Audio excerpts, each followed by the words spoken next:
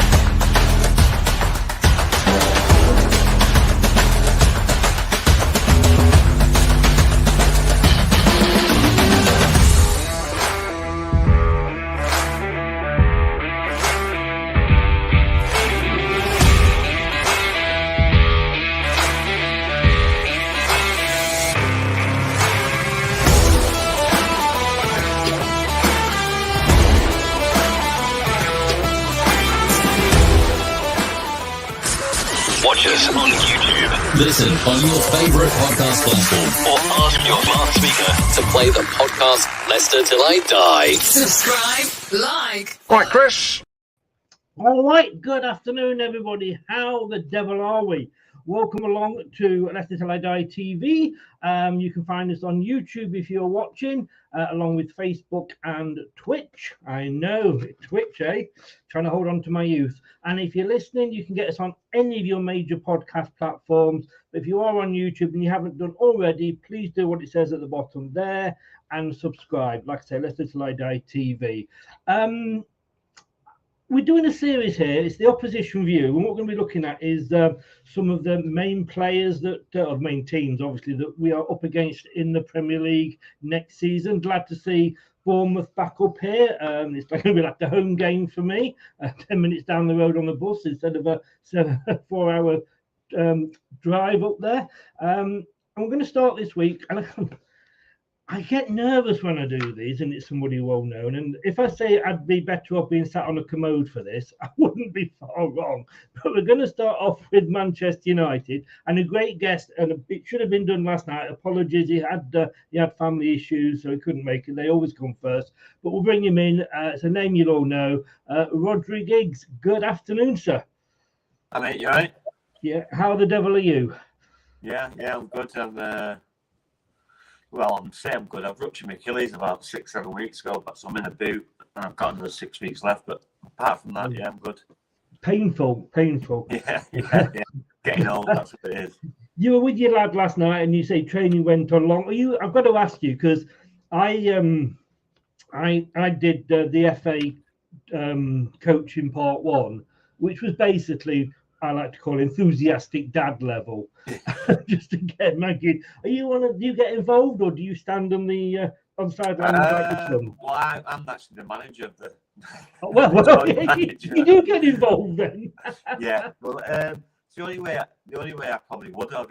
I used to be involved in football, but saying that, I've got back involved again with it. So yeah, I'm joint manager with my mate, and he does He takes Old Trafford juniors, so he's got multiple teams. But yeah, I'm looking after the under-8s. So, but it's all good fun. It is.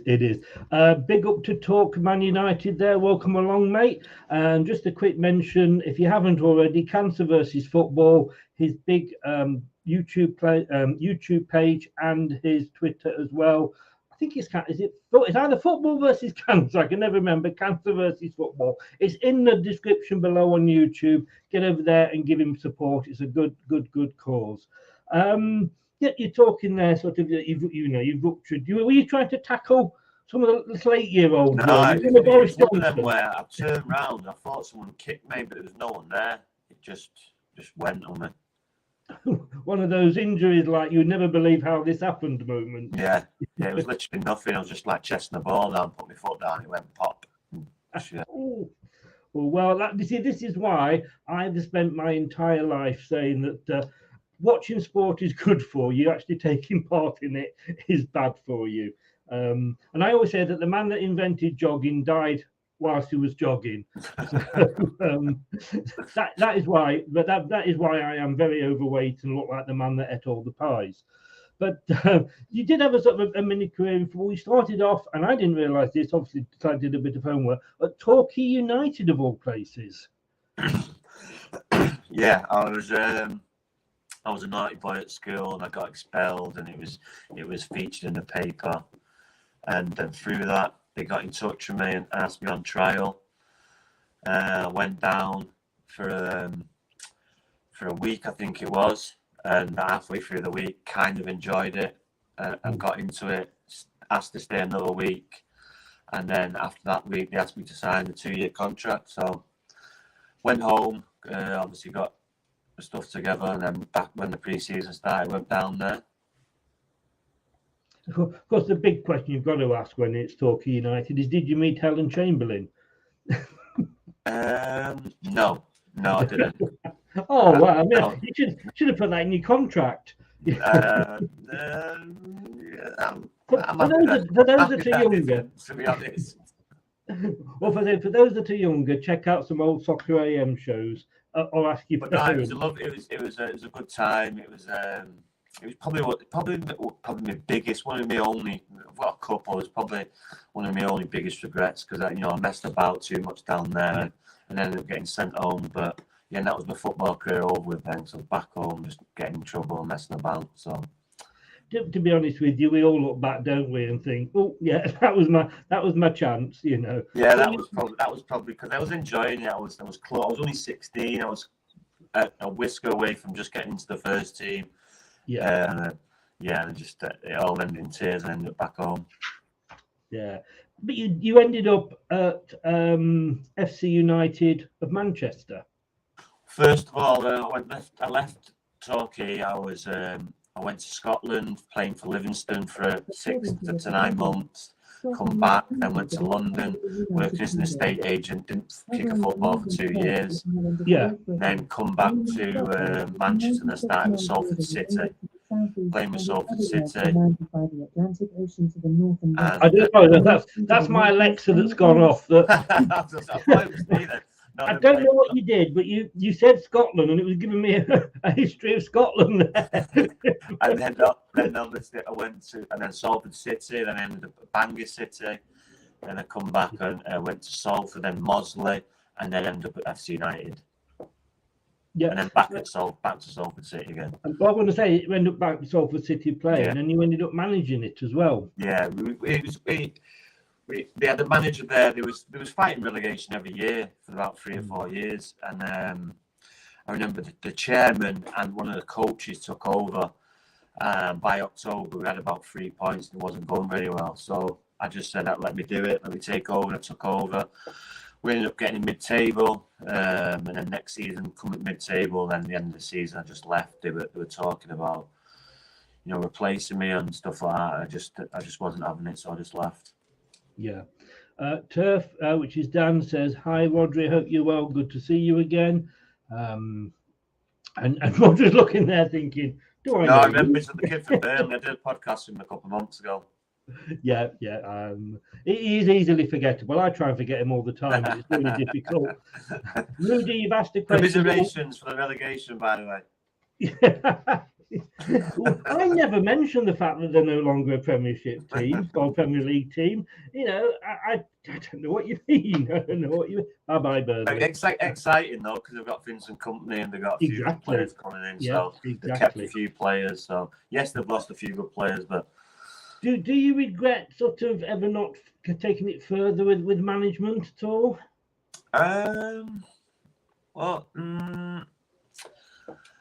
No, not really. Not really. I still don't really haven't stopped. I may get back into it, but no, not really. It just happened. I wouldn't have done it any other club because it was my hometown club. Well, I say my hometown club, born in Cardiff, but I've lived in Salford for 40 years, so this is where I've grown up.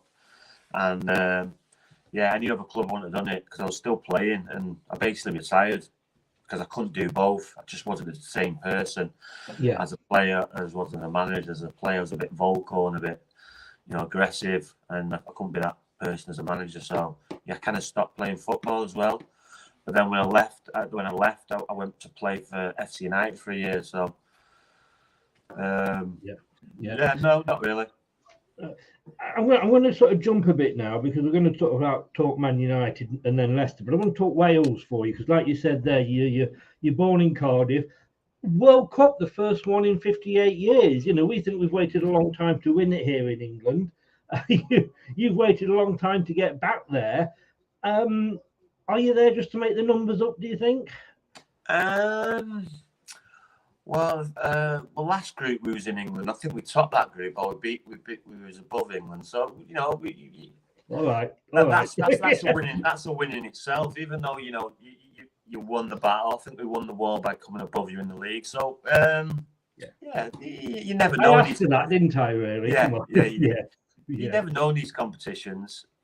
Bale, Ramsey, these players are marquee players, and if you turn up, you never know. In the Euros, I would never have thought we got to the semi-finals, but we did. Yeah, you did. Yeah. So you never know. You know yourself when these teams come out of nowhere and these World Cup runs, and like Denmark, Greece, you wouldn't think these teams have won Euros in the past, but they have. So it happens, but like you say, there's no reason why not. And like you say, last time you were in the major tournament, you did get through to the semis. I just think in the World Cup it's a little bit different. You got a lot more stronger teams. The South Americans now, obviously the Europeans you've got to deal with it too. African teams, it's a lot more stronger. But Euros is a lot more weaker, I would say. But yeah, the World Cup it's be a lot more difficult to get to the World Cup. Quarterfinals you'd be more than happy with because it's the first time you've ever been in a World Cup, but for 50 odd years. But yeah, quarterfinals you'd be over the moon with. But as long as we get through the group, if we beat England, then that's just another win-win. Oh, you had to get that one in, didn't you? In fairness, I mean, obviously, I'm English, so I want England to win, etc., etc. Always want England to win. It will just never happen. But I mean, the good news is the fact that you got there, which meant that Scotland didn't. Yeah. I'm sorry. I love Wales, if only for that. Well, Ukraine beat them, so we didn't have the chance to beat them. So, but I think the Ukraine, we got them. Just they haven't played for a long time. Some of them they had a big game on the Wednesday, and they got to travel to Wales. It's a big ask, even though they did very, very well. Just Wales were too good on the night, and they just ran out of gas, I think. And I mean, I watched the game, and I say congratulations to Wales going through. I think the fact is that I have less support for Wales, let's say, as a team than I do with Scotland. But I think, it was a lucky goal, wasn't it? I mean, it was, the free kick was going in. It was an own goal. Obviously, you take it, but I just, is there a little bit of you that thinks like, we're there, so it doesn't matter, or we maybe should have done better and taken the game by the scruff of the neck? Yeah, for about 30 seconds, I felt sorry for him. Then I thought, 58 years, just get there. We just need to get there. So yeah, just happy to get there. It was a great atmosphere. When you've been waiting 58 years to get somewhere, you just don't care how you get there. You just want to get there. I know, that's fair enough. And you mentioned before Gareth Bale. I mean, he's the iconic player for you. And, there were other players, including Danny Ward, obviously Leicester's reserve goalkeeper, turned out quite a bit for you. I mean, Wales, is it a one-man team, or, if Gareth misses a game at all?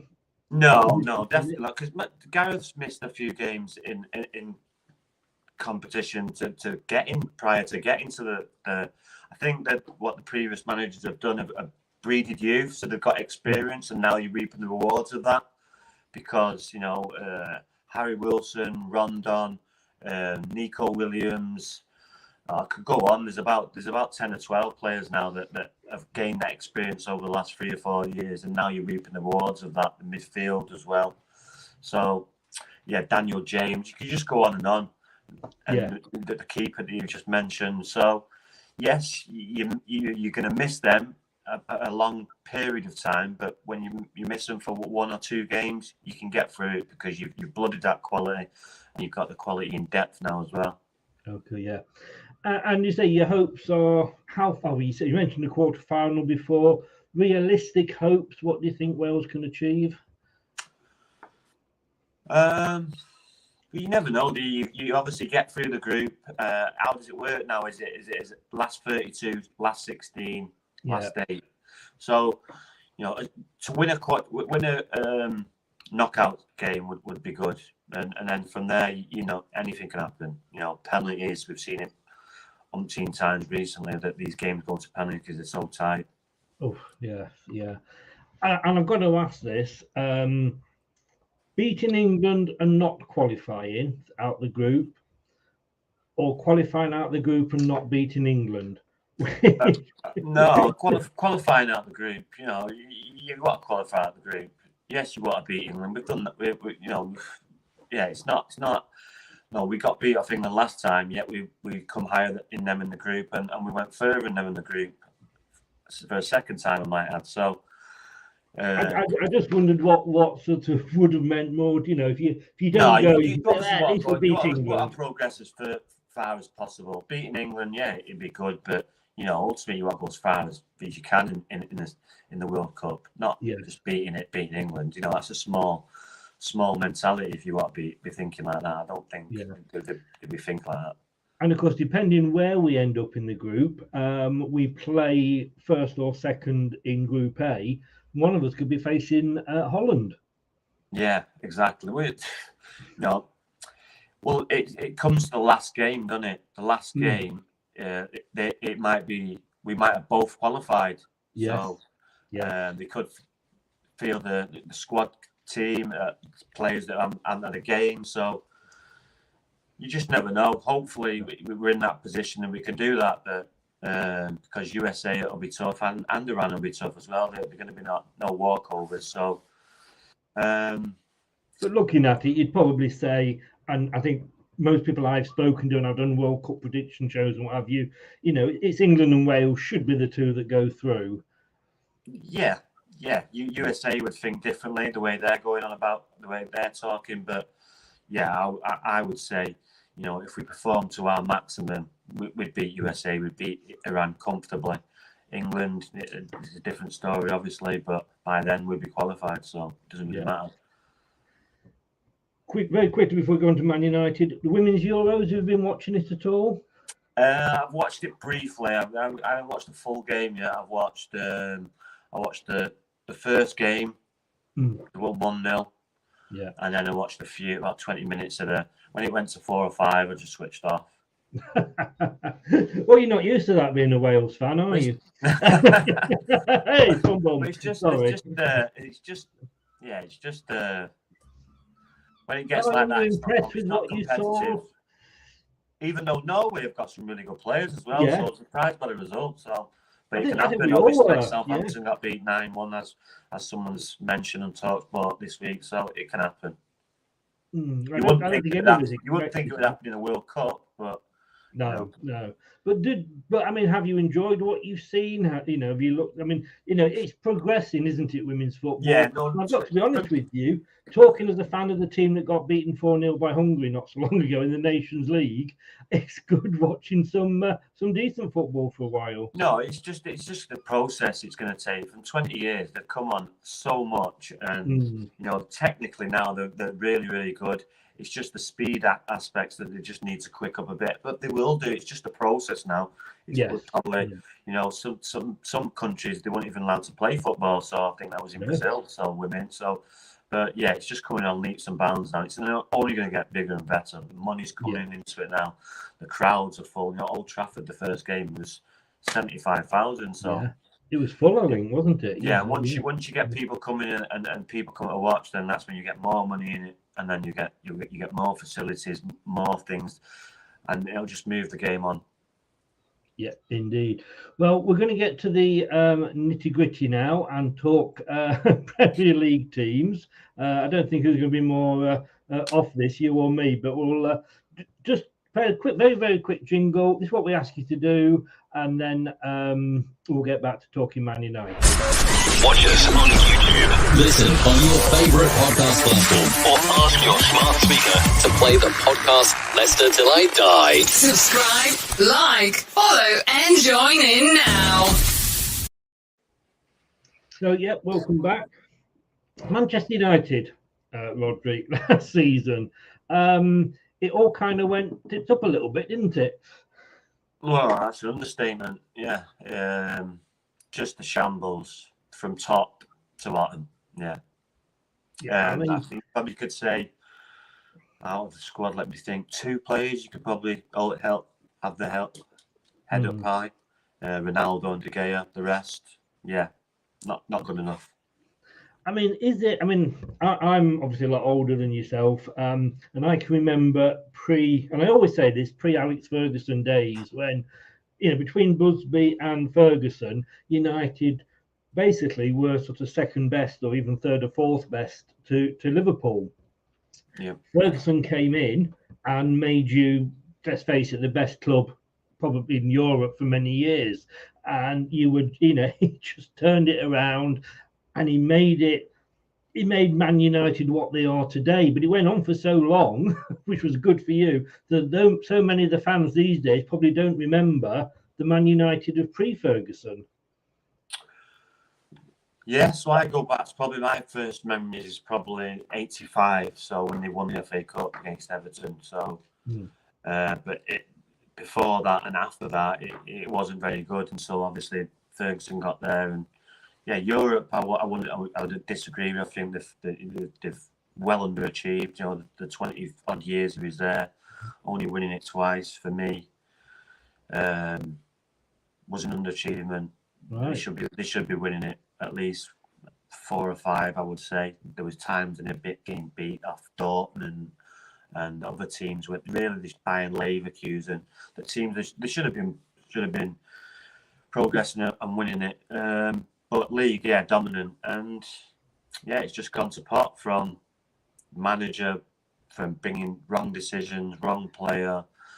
But it looks like, by the sounds of it and what I'm seeing and what I'm hearing, I know I'm not taking anything about the Liverpool game. Pre-season games are just a joke. Yeah. I know myself. You can win all your pre-season games and have a bad start of the season. You can lose all your pre-season games and have a great start of the season. It's all about getting fitness. So the results are, they don't really.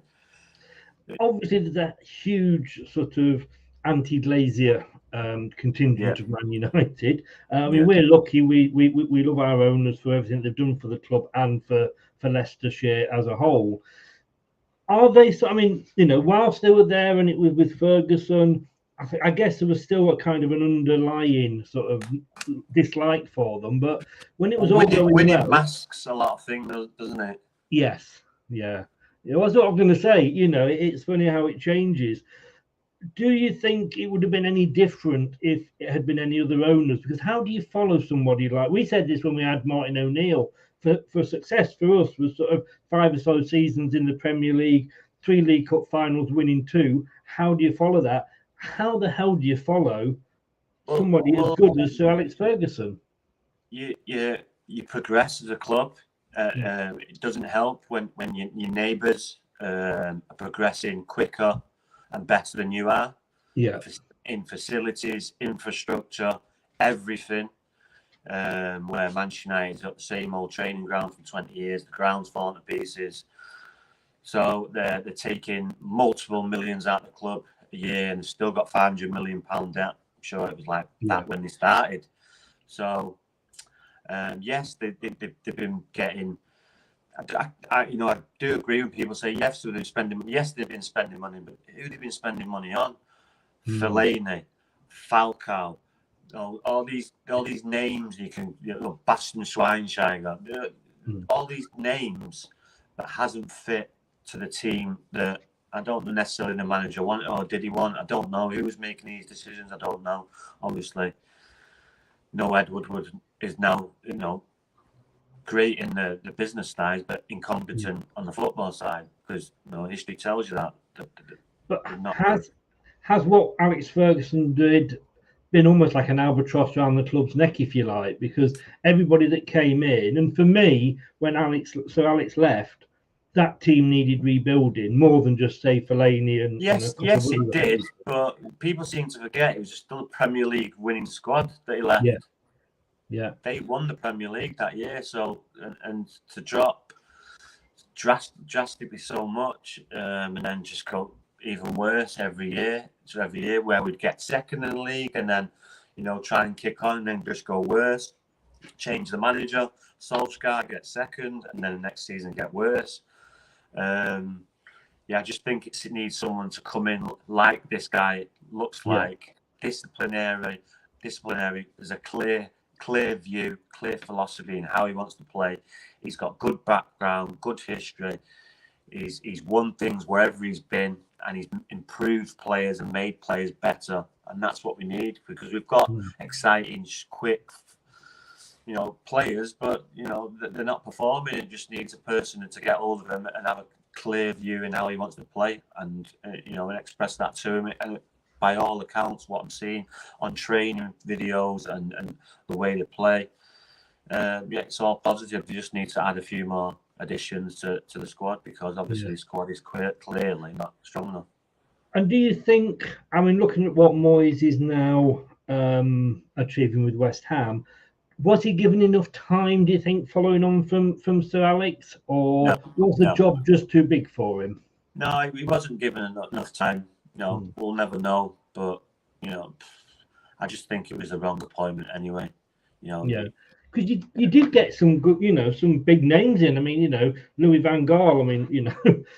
I know he was in charge when we beat you 5-3. And I had to mention that. If I hadn't mentioned that, my fan base would be on to me forever. But it was one of those I was there moments, I'm afraid. And I still to this day apologise to the lady sat next to me whose lap I ended up in when we scored the 5th goal. I don't know who she is, and I'm still apologising to her. But he was a World Cup winner, but again, nothing just seemed to be going right. Now you then went and had. No, but are these managers on decline, or would they give the right backing? Would they give the right players? What is that? They all weren't given enough time. They all weren't. They should at least be given 3 years to at least in my view, and they weren't. So Louis van Gaal was treated like a dog when they sacked him after he just won the FA Cup. Mourinho obviously wanted a player. They didn't want to back him and give him a new contract. But then 6 months later, they don't want to back him in the transfer market. And then Ollie was just, he turned around a little bit. But that last game against Watford, getting beat 4-0, it was just, it was bad. It was really bad. And there was only one outcome after that. I was going to say, because you had Mourinho, and I was very much thinking time moves on, and maybe his style of management is no longer the sort of style. In fact, it probably isn't the same. I don't think Alex Ferguson could necessarily get away with going in and kicking all the tea mugs everywhere like they used to. But Mourinho went. There's very much this talk of a divided dressing room. Ollie came in on a temporary contract, seemed to sort of iron that out, got you back to winning ways. And he was on a temporary contract, but then it seemed a very odd decision, because you'd got a good winning streak, to actually give him the permanent job before his temporary job had expired. Because as soon as he got that permanent job, then it all seemed to go wrong. Yeah, it was just, and then obviously they didn't back him in the transfer market. And when it goes wrong, when Mourinho's there, it all goes wrong. It becomes bitter. It just wasn't nice at the end, and then obviously he had to go. But Ollie did change it around for a little while. But like I say, that Watford game at the end when we got beat 4-0, it was bad. Because he did, like you say, he did. He got you a 2nd and a 4th, I believe. In fact, 1 year. Then you get Ronaldo, you get Varane, you get Sancho, and you think, oh, okay, we might be able to do something here. And when we finish 6th, whatever we finished, I don't know. It's probably the worst finish that I can remember.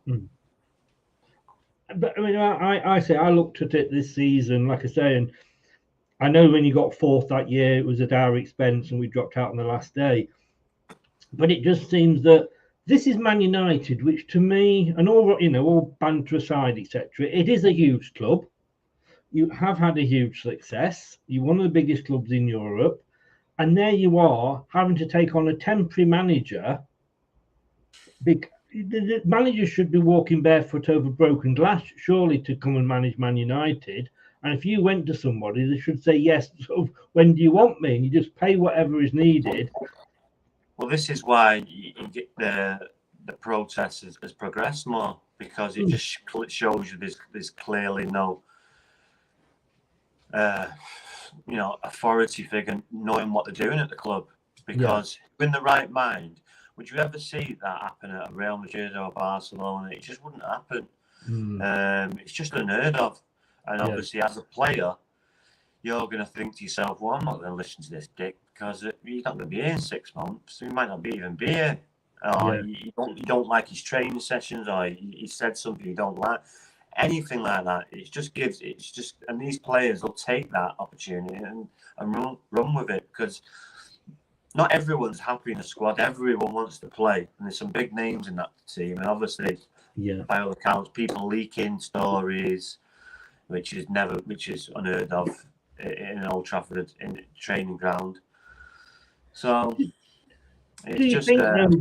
It's all very well getting big names in, if you like, and you've got the draw to be able to do that, as for example, like Liverpool, etc., and Man City and Chelsea, the so-called Big Six. But is it a case sometimes of buying the name rather than buying whether the person will fit in and fit in? Yes, that's where we've been going wrong. Yeah, 100%. Yeah. You just need to, and this is why this manager, he knows what he wants to be successful, because he's done it multiple times wherever he's been. So he's got a formula. So he obviously clearly knows what he wants, and so it's just good that he's making the transfers, or he's identifying who he wants, and they go and get him, not someone else upstairs who doesn't know nothing about football, bringing players in because they're a big name. Exactly. Yeah. I mean, talking of that, obviously the obvious one that springs to mind is Ronaldo. I mean, was he did Ori at the time, obviously, but did the club really want him back? Did they need him back, or was it just a case of we didn't want Man City to get him? See, Ronaldo's a one-off, so I disagree with it. I'd always take Ronaldo. He's a goal machine. He scores goals. People say he's 36, 37, so he scored 25 goals still. Yeah. A lot more than the Leicester's Jamie Vardy. So, and a lot of others that you wouldn't have thought of. But he's 37. Other players like Fellaini, like I mentioned before, Bastian Schweinsteiger, Falcao. It goes on and on. The other kid who's just gone, Cavani. These players, it's just not a clear plan, and it's just plugging square pegs in round holes. And do you think? I mean, Ten Hag is probably the best chance you've got of getting back to where you were if he's given that time. I mean, do you think the fans will accept that? I mean, I had an Arsenal fan on. I was talking on his channel a couple of weeks ago, and he said, "Oh, I'm fed up with not winning. When are we going to win the Premier League again?" And I said, "Well, look, Liverpool had to wait 30 years, mate. So it could be a bit of a wait for you." And do you think, he's obviously got a long-term plan. He's come in, and it reminds me very much of Conte coming into Tottenham. That he's come in and said, "Right, I'm running this. This is what I want, but I'm not going to get you, the Premier League next season. Might be top 6, might be top 4, whatever." Do you think the fans, as much as the club, do you think the fans will give him the time to do that if they see it going in the right direction? Yes, because of times of late, you're under pressure from the start. If you lose a few games, but by looking at him, by speaking to him, by knowing his history and the way he wants to play, he's going to be given time. And yes, you know as well as I do, when you've seen United fans come to away games, they support the manager, they support the team. 2-0 down, 3-0 down, they'll still carry on singing to the end. They'll still clap the team off to the end. It's just the social media backlash that seems to be going on these days that people get a lot of stick from. So, but other than that, no, the real fans of Manchester United will give him time, because that's what that's what managers need, and it's a big. It's not. This is not an easy fix. We've just finished sixth. The manager's been sacked. The new manager come in. There's a lot of players left, leaving. There's a lot of players coming in, so it's going to take at least 2 or 3 years. And hopefully he will be given that time. And I think he's probably is, like I say, with. If you're going to laugh at a team about sort of managerial appointments, Tottenham is the one to do it at. They took Nuno on, which was about their 25th choice, and they finally got Conte, and he seems to be the man that's standing up to Daniel Levy. And I think Ten Hag, like I said, if he's given time, if you do things his way, because there's no point taking a manager on, give him a year or so, give him the signings that he wants, only to get rid of him and get somebody else in that's then going to change it all round again, and you're starting again. Yeah, listen. If they're coming 4th or 5th every season for this season coming in next season, I'm pretty sure he won't last very long. But as long as they're progressing, they're challenging, they're getting better, and maybe challenging for a cup or two.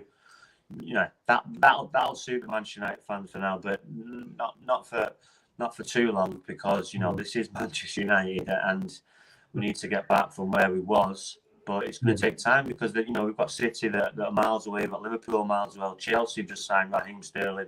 They look like they're getting the boy from Lazio and Napoli that's good. Centre half, they're strong.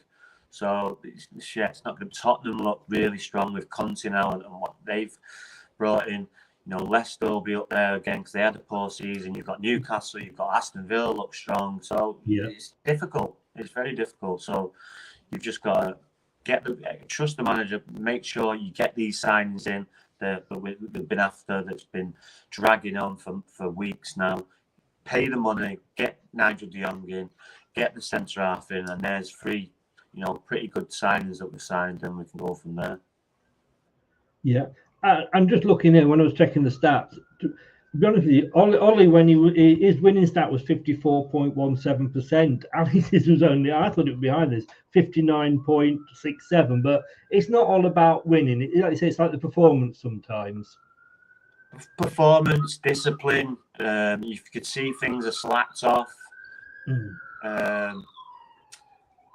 could see things are slacked off. He's obviously come in, this new guy. They've been at 9 o'clock. They're training for longer. They're doing press-ups and sit-ups when they concede a goal.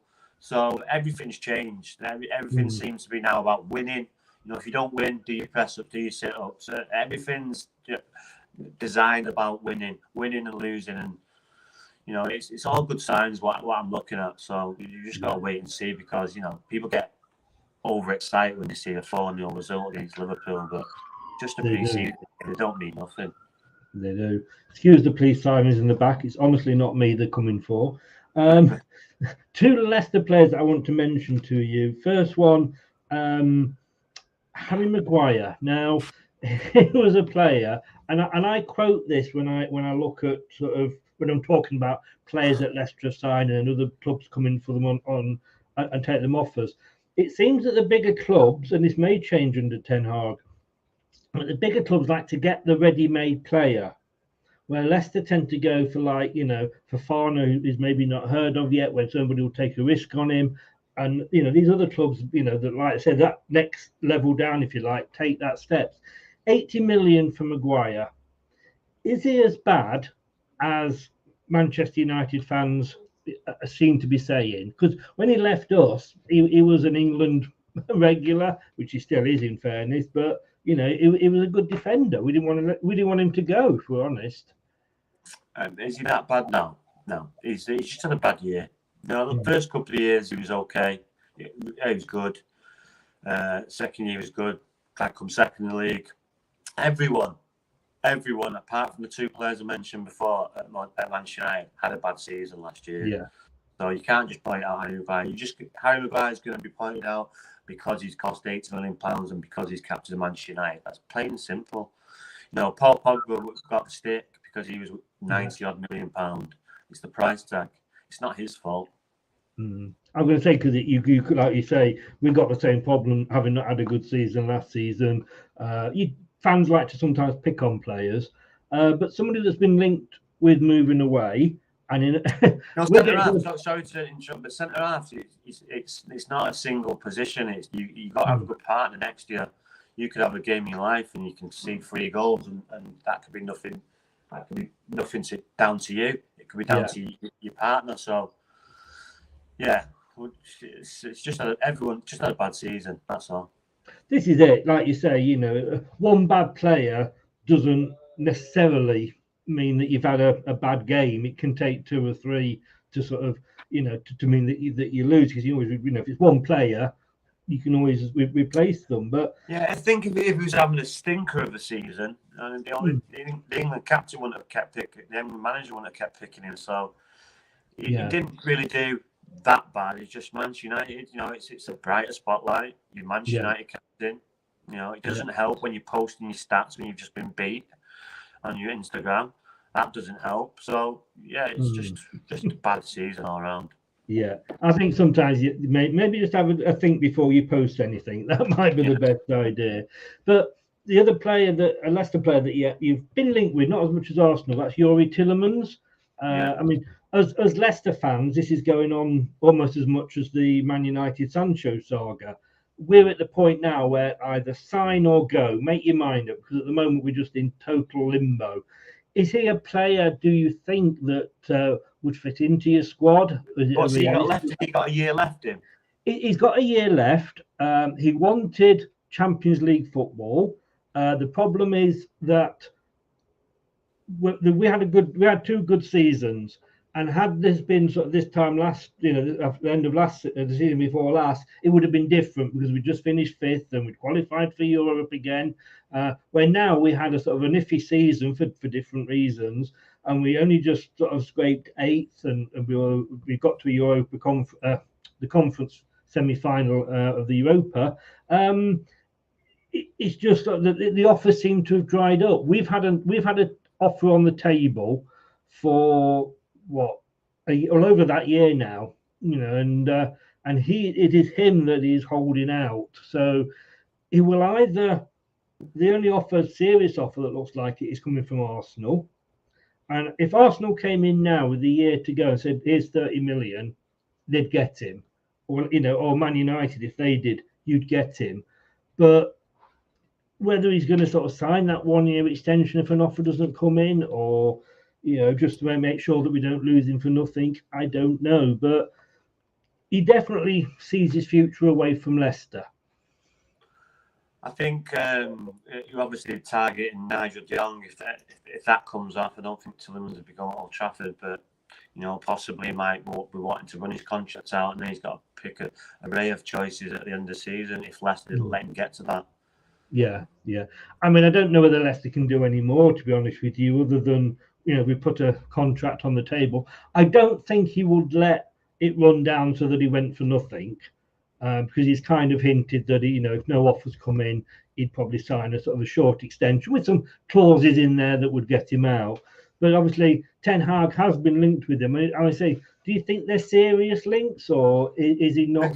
Well, if we get Nigel de Jong, Christian Eriksen, why would we want Tielemans? Yeah, that's fair. You know, by all accounts, there's a pre-contract agreement with Eriksen, and people in Barcelona trying to get Nigel de Jong. Where would Tielemans play?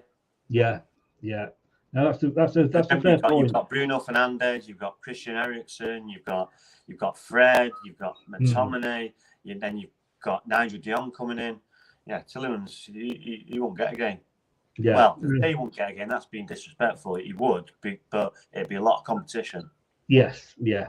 No, that he wouldn't get as many games, let's say, as if he was to go somewhere where he'd be a natural starter. He wouldn't get 30, 40 plus like he would at Leicester, no. Yeah. It's interesting. And looking at Leicester, I mean, you know, we've come from, you know, nowhere, if you like. We've got a bit of money, you know, in the ownership now. We won the Premier League, 7 years ago. What do you see we're doing? Do you look at Leicester and think they're a well-run club, you like them, or do you think, well, you know, swap them away and they shouldn't deserve to be at the top table and what have you? Oh no, it's not. In the last 10 years, what makes a club so No, so good and memorable. You know, his history and you've had some good history in the last 10 years, but you've had some really sad history as well. So and it all adds to it. But you know, you seem to have come now to be in that discussion as a top 6, top 7 team. You know, you've got to put Leicester in that. That's you hear the commentators and the pundits say now. So, and that's all from ownership, being run the right way, training ground facilities top notch, brand new, and just having a good vibe around the place and knowing what they're doing, bringing the right managers in at the right time, and just doing things the right way. It's just it's not rocket science. It's really not. I think it's just been a total. What like for yourself and maybe Everton as well, is one of those seasons we kind of just put down to okay, it happened, let's get on now and let's get back. But success breeds expectations, as you well know. But it does. It brings a lot more fans though as well. But there's a lot more supporters now at Leicester since you've won the league. From when winning the league, that just breeds kids wanting to support Leicester. Why we want to support United? You know, we're the Premier League champions. You'd have had a lot of that at the time. So I remember David Beckham's video when he was kids haven't grown up like you know, up and down yo-yoing. These kids have been grown up.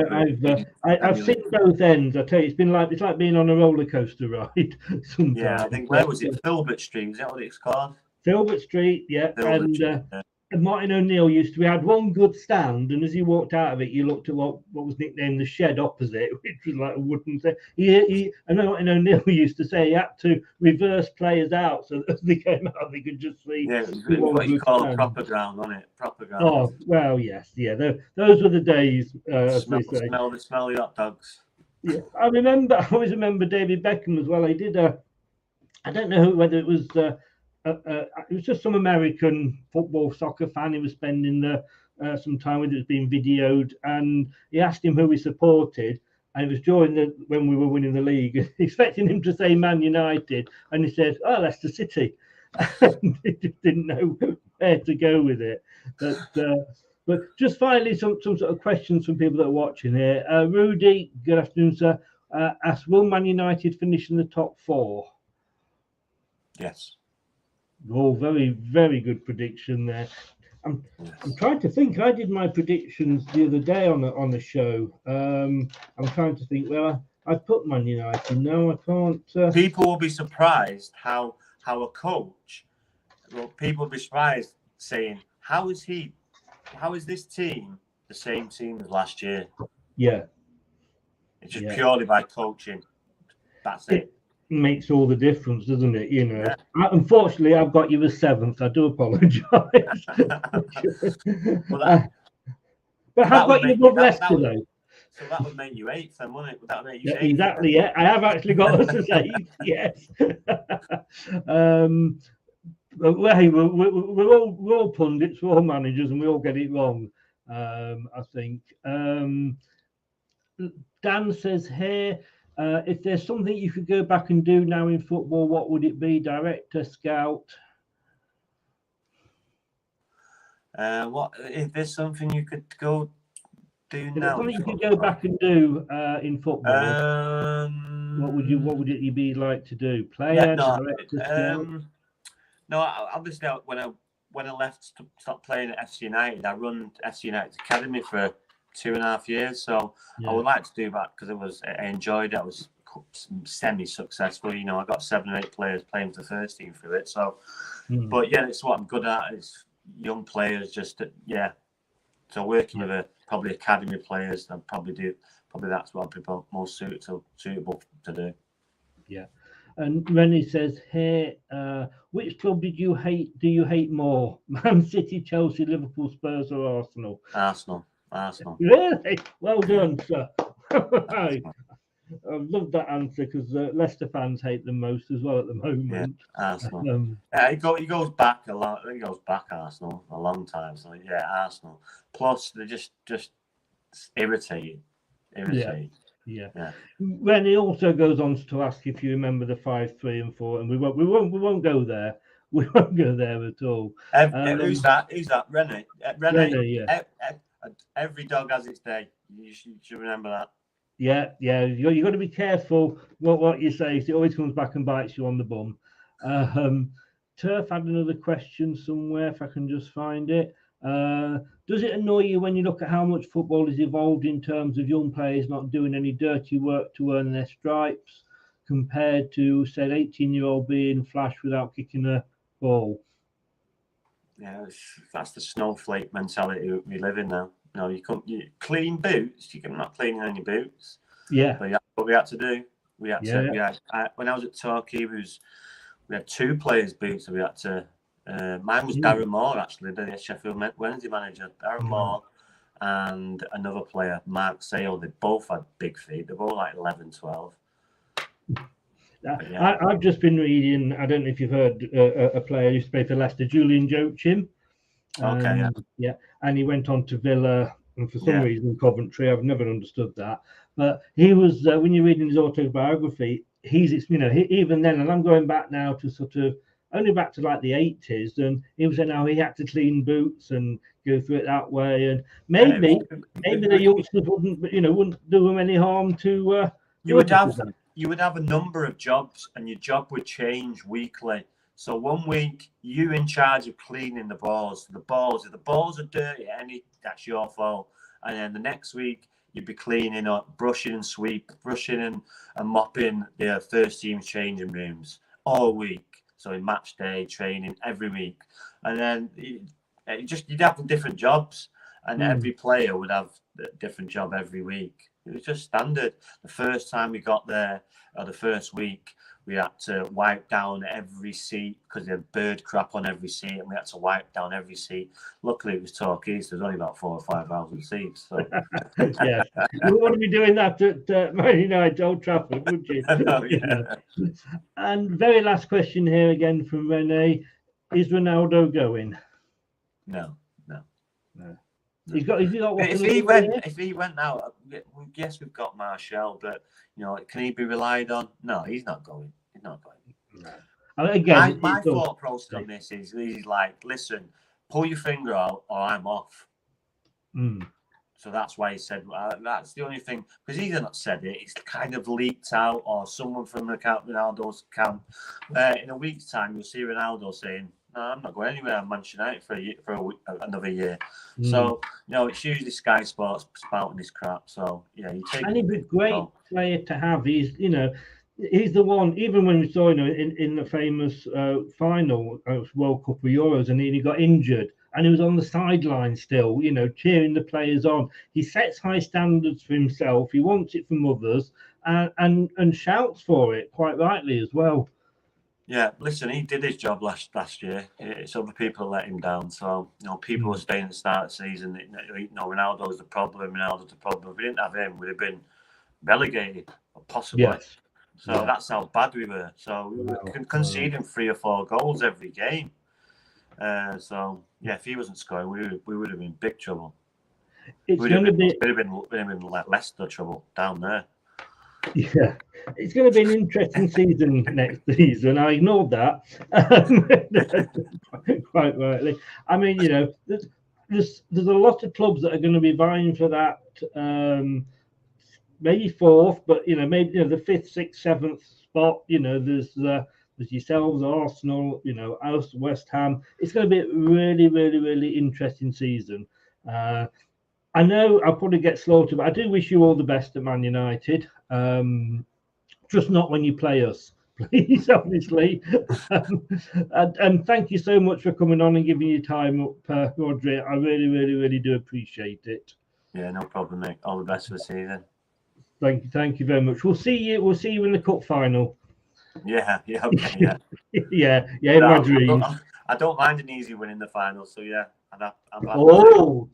Right, I'm going to quote that, and I'm going to come back at you. If we beat you, and as Kevin Keegan would say, I love it if we beat you. we know how that turned out, don't we? So exactly. But all I can say is, I will love it if we beat them. Love it. I will love it if we beat them. Yes, unfortunately, we do know how it turned out. Well, mate, thank you very much for giving your time up. I really do appreciate it. Take care of yourself and all your family, and like I say, good luck for the season, except when you play us, and maybe we can talk again, maybe when we do play. Yeah, and you, mate. Stay safe. All the best. Take care. Yeah, Bye-bye. Oops. Thanks to Rhodri there. Very cheeky sod. Doesn't want an easy game in the final. I'm not going to forget that. I am not going to forget that. But no, great for him to give his time up and come on. Thanks for the questions. Thank you for watching. And if you if you haven't already done it, please, you know, I always ask you, just do what it says there. Give us a subscribe on YouTube, LTIDtv, and I would be very, very grateful. I am going to be back at 7:45 with with the channel's friend Diddy Dan, and he will be. That's like the start of a song, isn't it? Diddy da da da da da. I don't know. Maybe I'm drunk earlier today, but we're back at 7:45 for the watch along tonight, which is. I've forgotten what it is. France, Belgium. Back at 7:45 with France, Belgium. Thank you for watching. Thank you for listening and lending me your ears if that is how you have enjoyed the show. And like I say, see you later on tonight. Take care. Behave. Good night. Thanks for watching Leicester Till I Die. This is Chris saying goodbye and see you next time.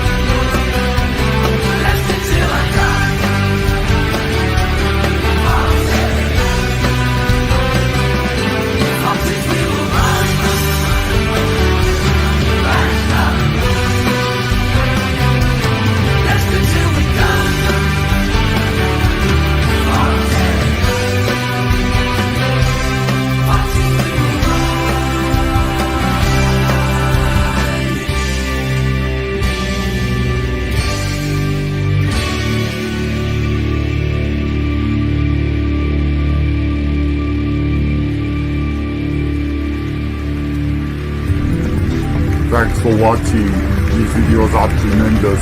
You better like them too, or I'll be back. Cool.